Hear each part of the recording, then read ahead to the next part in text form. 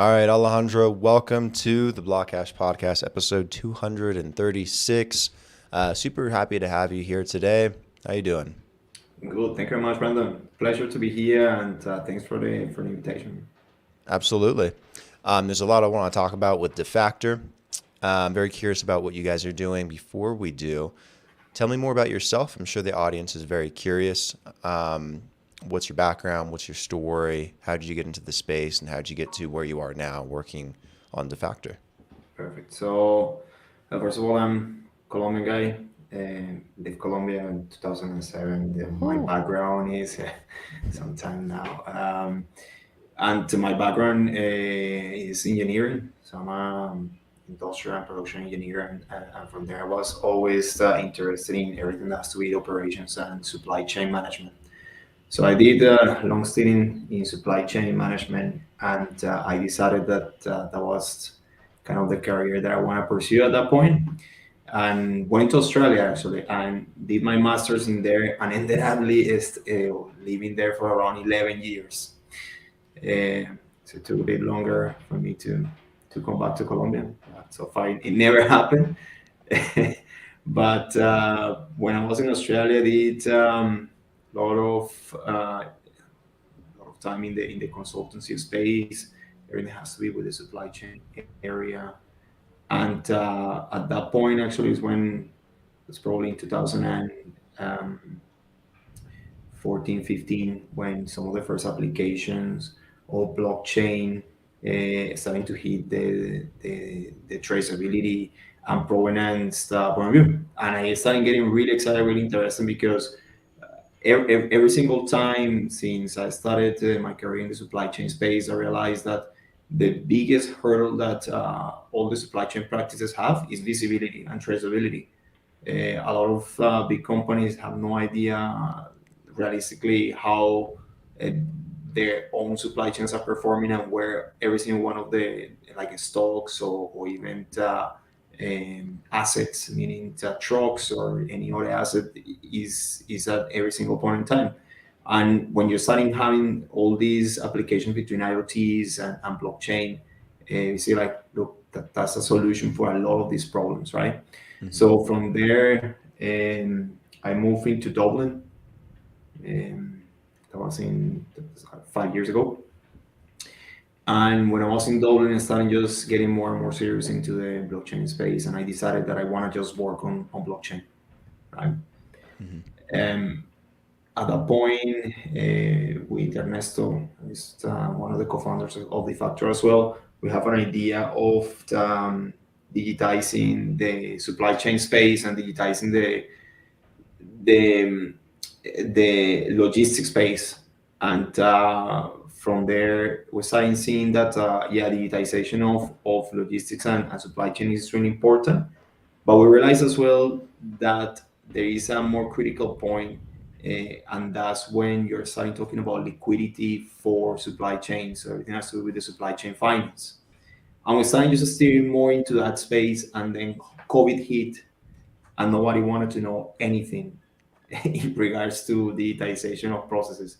Everybody was extremely concerned about liquidity, and that's how we just completely pivot our other business that is called Console Freight, and we moved fully into the financial space, especially everything has to do with trade finance and inventory finance, right? Because kind of the two main components that are extremely linked into the supply chain, and we could offer financial services using all our experience and background into those areas. That is extremely important, right?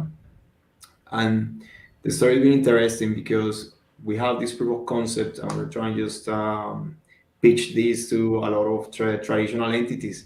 And even though some of them they say, yeah, I like it, I think it's a good twist on what trade finance should be, they and never anything really materialized, right? And we were in an event in Vienna, and we met the guys from MakerDAO. The guys from MakerDAO Mm-hmm. just said, like, look, what you're doing is really interesting. Would you like to do a pilot? At that point, this MakerDAO was still is kind of the largest DAO around, and at that point was kind of the main DeFi protocol out there. So yeah, let's go for it as an absolutely unique opportunity for us to demonstrate what we want to do. And from that point, actually, we became solid believers in the DeFi space and all the opportunities that the DeFi space can bring to small businesses, but also for the clients of those small businesses, right? Nice. Yeah, I remember MakerDAO too. They were really one of the first helping fund projects and stuff back in the day. It's definitely more saturated now. Indeed. Tell me more about Defactor and what you guys are doing with DeFi. What kind Yeah. of separates you guys? What makes you guys different? Yeah. So I think, as I mentioned, out of that journey, right, of us studying Hmm. providing financial services, using a liquidity coming from the DeFi space, we realized that there is a huge opportunity there, right? Hmm. The problem that you have is DeFi is a really matured space, and there is a lot of the ancillary services that are not built yet. So, for example, everything that has to be with UI UX is not there; it's not up to standard. On ramp of fiat is still difficult. Not everybody has a chance to just having MetaMask wallets or any other wallet and just transact normally, because still, personally, even though I have been doing this for many years, every single time that I send a transaction, I'm still like triple checking and making sure that you are sending to the correct wallet. So even for us that we are in the space of need, right, for that certainty. And on top of that, there is as well a need for reporting. I don't think DeFi has that fully set up yet, right? So what we're seeing is like, look, opportunities there, but we want to start bringing more companies, right, to use that liquidity that is over there in the DeFi space associated to real world assets, right? We need to do something, because they will come, they will test, they will like it, and they will say, "This is fantastic. Call me when it's ready," because right now it's not a ready product for them. Like these financial institutions or financial companies, they have extremely complex processes behind, and for them, the way that it's structured in the DeFi space wouldn't work, right? So we say, look, if you want to scale this opportunity, we need to just build a layer, like a tech layer, that's going to allow more asset originators, right, in the real space, in the real world space, to tap into that liquidity and help them just experience a process that is seamless and is no difference to when they are using traditional financial institutions, right, or family offices or investors. And that's kind of the thinking behind Defactor, right? Hmm. The difference, what we are doing compared to some other protocols out there that are trying to just help the use, or kind of make easy the experience of using DeFi, is that we are focusing on the real world space. What we Hmm. want to bring is companies that are aggregating a lot of assets, real world assets, right? And help them using the liquidity that is on the other side, in the DeFi space. And on the other side of the equation, helping investors, right, to have the chance that when they believe in projects, they can put their funds, right, allowing that democratization of investment, that I think is one of the most critical components in the DeFi space. But also providing all the visibility that at the moment I don't think is there, right? Like what are Hmm. the assets, and all the information that for them to just take a decision and back up projects realistically, right? Yeah, you mentioned the woes of traditional finance, and you also talk about still even in the DeFi space the issues with on ramps and how they aren't as effective or efficient for people to use, and you have to sign up with MetaMask and all these other things, go through all these hoops and hurdles. How are you guys making it easier and more seamless for people to get into DeFi, but also working with these companies, traditional finance, and stuff to provide them this? Yeah, look, for our perspective is, if they are not interested into that component, they don't even need to know where the funds are coming from in a way, right? And Mm. all that experience can happen at the background. And what they see is they have the funds that are available in fiat for them to just send money to their customers. And when they are repaying, it's going to be exactly the same, right? So for us, it's going to be building a lot of partnerships with companies that are in the on-ramp, off-ramp space, accounting, because there's going to be a lot of moving parts in there that these financial institutions need to be aware of that, and they need to control. As you say, like you have fees involved every single time you're doing transactions and so on. And when you're starting talking about volumes, those small fees starting just creeping up quite fast, right? And also everything has to be with the experience when they are transacting with the platforms, right? At the moment, I don't think the DeFi space have that sorted out yet, especially for the more established companies. And that's one of the focus that we want to put, right? The customer experience needs to be up to standard for these guys just to come and transact with us. Gotcha. When you talk about working with different businesses in DeFi and you talk about real world assets, what type of real world assets are you referring to? Are you referring to things like minerals and golds and precious metals, or are you talking Yeah. about lands or items? Yeah, so the idea is at some point everything. At the moment, what we're doing, we're talking about receivables. That's Mm-hmm. a real world asset that is pretty standardized, that traditional investors know pretty well, and where there is a huge need for liquidity. So an example of this is, let's say, trade finance. Trade finance has a huge gap at the moment, and now with the war and economical conditions, most of the traditional institutions are pulling out of it. And the reason behind is not because it's insecure, no, it's because they realistically don't have the capacity to assess the risk properly, right? Then you have another, like a kind of a small SMEs companies trying to plug that gap that the big institutions are leaving. But that gap is, we're talking here, pre-COVID, that was around $1.5 trillion dollars, and the estimations now looks more like $5 trillion, right? And you have something complex here, that trade finance or that liquidity is kind of the fuel of international trade and international commerce. So it's really needed, and we need to just find solutions for it. And I think DeFi is perfect, right? Then you have those traditional assets, but you have other illiquid assets that are out there, like for example, whiskey cask are completely illiquid assets at the moment, because if you go to a bank, the bank is never going to lend money against those assets. But those assets are extremely valuable at the moment. Mm-hmm. Especially, for example, Irish whiskey has grown around 300% year for the last 5 years, something like that. So the demand is huge, and the price is growing dramatically, right? Which means that you have extremely secure assets that people can be lending money against to, right? The fact is how you use technology to assess risk, right? And tap into that DeFi liquidity, because there will be a lot of people interested, right, in backing up this type of projects. And that's kind of what we're trying to do. At the moment, we're running our initiative is called Springpad, and one of the companies that we selected is an Irish distillery that they have X amount of whiskey cask, sitting in a warehouse, and what they do is selling the younger product in order to just keep putting capital to work, right? So we say, look, let's test this, because it might be that at some point we're going to be able to just help you with liquidity more regularly. So in that case, you don't have to just sell that really valuable commodity you have there, and you can in the future, right, expand your volume, expand your operations, and have a more a liquid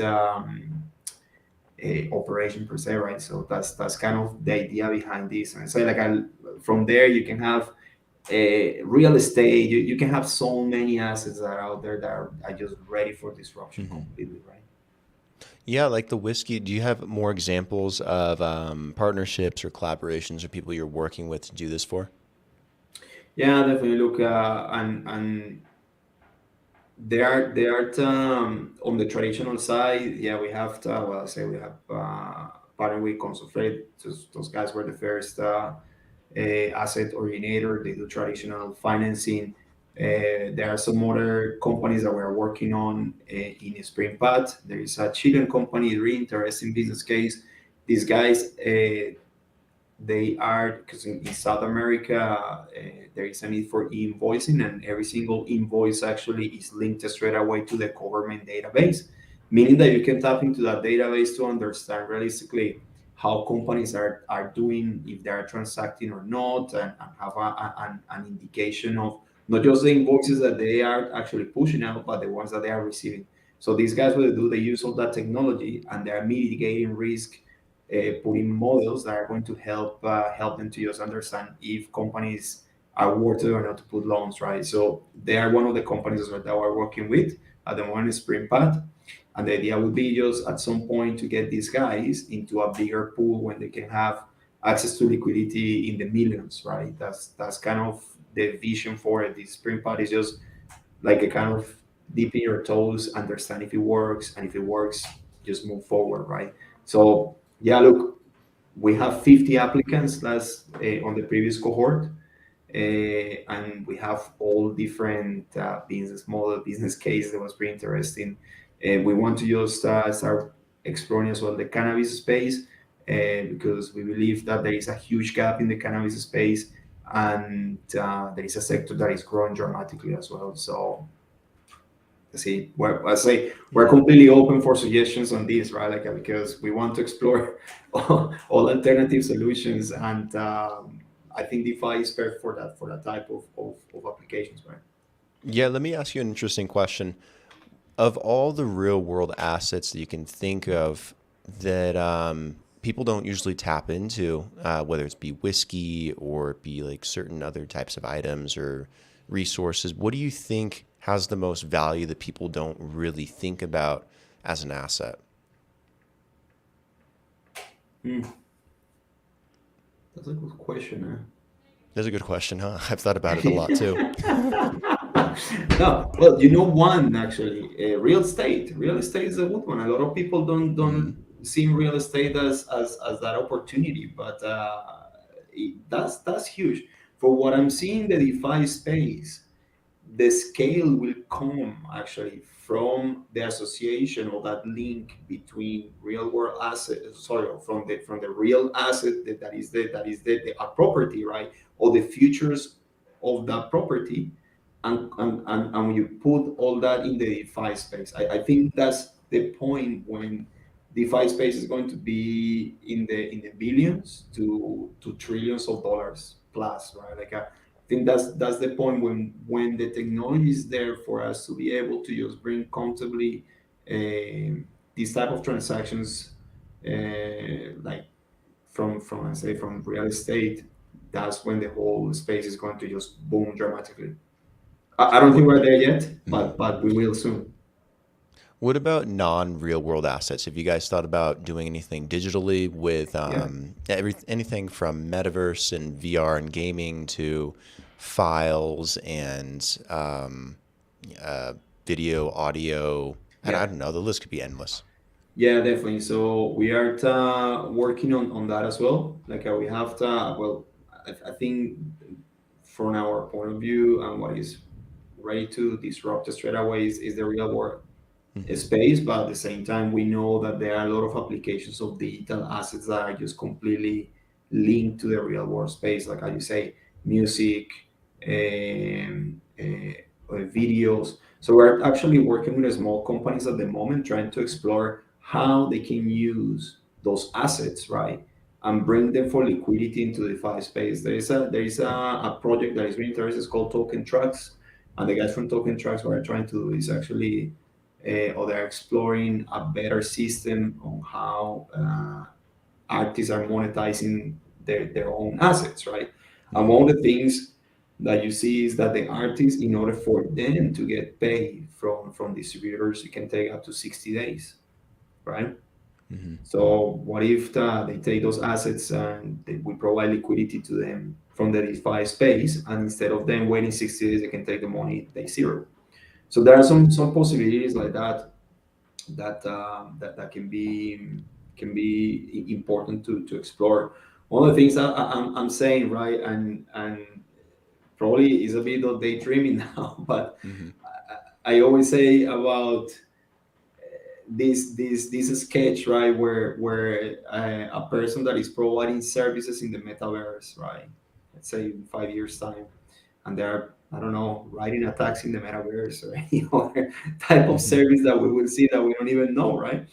And then go into the bank, right? And they say, and they sit across the table with this person, say, okay, what do you do for a living? I provide services in the metaverse, and I need a loan. And the person in the bank will be, can you repeat that? The person in the bank Mhm. wouldn't even Mhm. have any idea, right? But for us, it will be something that we know that we can help providing liquidity, right? Because we understand how these alternative economies are working and how these digital economies are working. So definitely while exploring all that, all the opportunities in there, and there is so much that you can do right now with NFTs, right? That the tokenization of assets is just endless. There is a lot that you can do. Yeah, can you imagine someone walking into the bank saying that they need a loan or a credit line because they have a consulting business in the metaverse, in the virtual world, and they sell Yeah. NFTs and they do Yeah. virtual architecture? They think they're crazy. Yeah, But it's like in but trying in to our mind that. exactly in our world, that's normal. We get Yeah, it. We understand the value behind that and where things are going.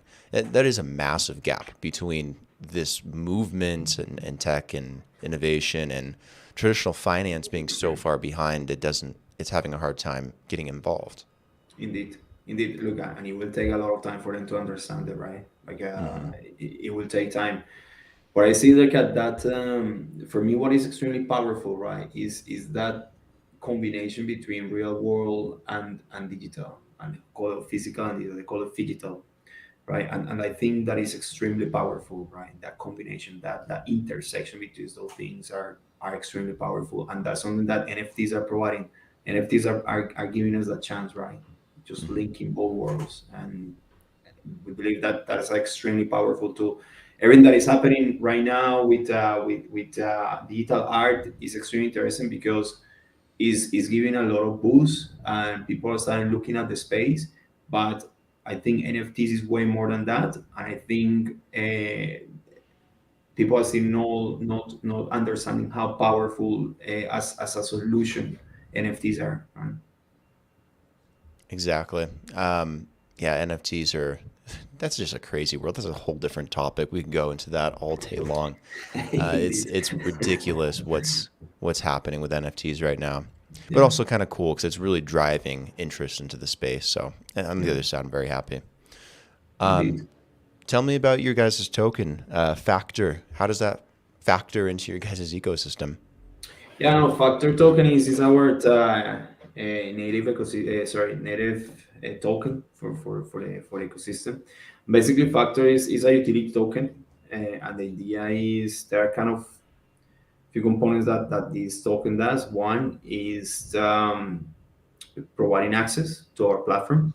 So if you want to get funding using our platform, you need to just hold some of the tokens, stake tokens, right? And just exactly the same as it happens when you are in any other platform. That's it. The other one is for the community, so everything has to be voting and helping guiding the the shape of the project. So same story, we need everything just has to be with the governance point of Hmm. view, and also staking and rewards coming as actions, right, from the ecosystem members that are doing good deeds for the community. That's kind of received. So, for example, you are an asset originator that is bringing a lot of successful transactions and is doing extremely well. So that's going to be rewarded by the ecosystem as well, right? Because the idea is for everybody that is part or member on it that is doing things in the right way for the ecosystem is going to be rewarded, right? Like an opposite, if you are not performing as you should, so there is some impact, right, on your holdings. That's the kind of a standard practice in a way, right? Hmm. So the idea for us, like the way that the token it works is on a buyback model, right? And meaning that the more the more fees that we're collecting from the users of the platform. We use that revenue to go to the market and buy tokens, right? And that will help is just pushing some pressure and trying to pump the price up. Meaning that the more volume that we're bringing into the platform, well, the better it's going to be for absolutely everybody that is involved. Cool. What does it look like? Some of the rewards, incentives, staking. What can they do with it being part of the ecosystem? Yeah, you can stake at the moment. We have presence in Ethereum. We have presence as well in BNB. So we have staking programs in both. They are open right now. People can just take their tokens and do staking. There is a good pair over there that is BNB2 Factor that was giving a fantastic reward. I haven't checked it actually in the last week, but I think it was 100 and something. At some point, it was 600. So I think people still have the chance to just get a good reward from it. And then we have our own staking. Like you can go to our webpage and you can see our portal on how to stake, and yeah, it's simple, right? From my perspective, there's a lot of hard work at the moment from the team, and the idea would be just this year to kind of continue the momentum that we have from last year's launch and solidify the name, right? That will be coming from partnerships, initiatives that we're putting, and keep onboarding asset originators to just improve and increase the volume that we're pushing through, right? Cool. Where can people follow you or find you and Defactor online and on social media? Yeah, so webpage, www.defactor.com. Social media, we're extremely present in Twitter. So you can find us in Twitter. You can find us in LinkedIn as well. Our Discord group and Telegram. There you will find the community there. And all that information is actually on the webpage. So I think webpage is a good starting point. You can learn more about the project, what we're doing, what we're trying to do. And if you want to contact us, emails info@defactor.com. We will be more than happy to just respond any questions that is from either community members or new people that want to be a member of that community. Perfect. Guys, go check out Alejandro and Defactor. Give them a like and a follow. Also, like the video below and follow as well the podcast, guys. This is Alejandro. This is Defactor. Alejandro, thank you for taking the time to come on the show. Really appreciate it. Learned a lot more about what you guys are doing with DeFi from the business side and from tokenization and unlocking all this value and real world assets. I think it's gonna be a massive use case. It's insane when you think about how much value is locked in land and real estate and resources and real world stuff that we can't easily, pull value out of. So really appreciate you expanding on that. No worries. Thank you very much, Brandon and Luca. I think finalize if there is some of the audience that have a crazy idea that they want to test something from the alternative point of view. Springpad number 2 is open now. Apply for it, and that's it. I got crazy ideas. I'll give you plenty. Fantastic, man. I would love to hear them, right? Awesome, man. All right. We'll chat soon. Take care and see you next time. Thank you very much, Brandon. Thank you very much.